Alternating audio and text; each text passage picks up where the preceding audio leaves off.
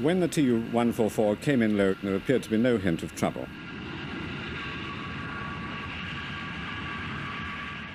But some seconds later, she was diving and about to crash. It tore itself to pieces and exploded, and only a rainfall of bits and pieces hit the ground.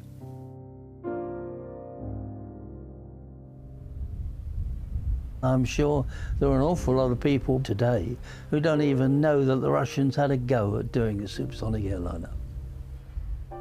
It got the nickname of Concordski because the press were looking for some similarities.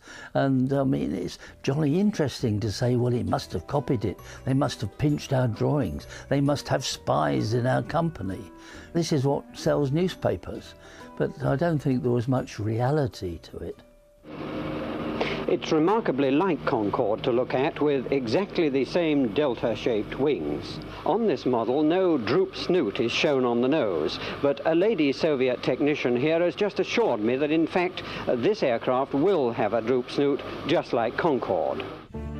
At Paris 1973, what we were faced with was two supersonic airliners, and there was undoubtedly competition to see who could put on the best flying display. The last day of the air show, we watched the Concorde with its manoeuvres of turns and passes. And then it was the turn of the Tu-144. It climbed steeply before suddenly the nose went down from this steep climb very violently. The aeroplane got quite close to the ground. It pulled out from the dive and broke up.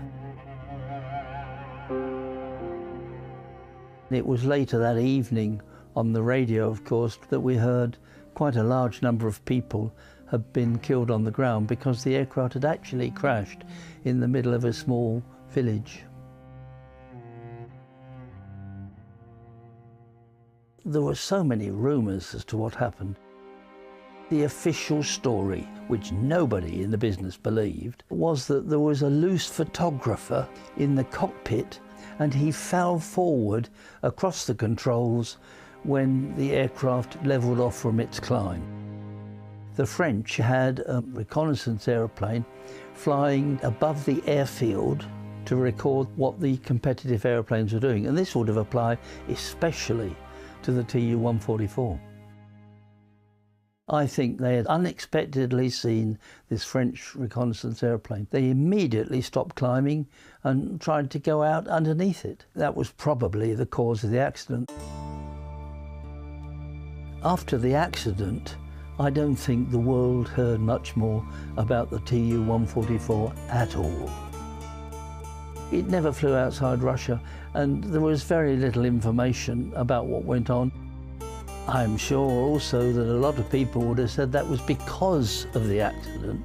In actual fact, their engine technology wasn't up to the standard that the West had got.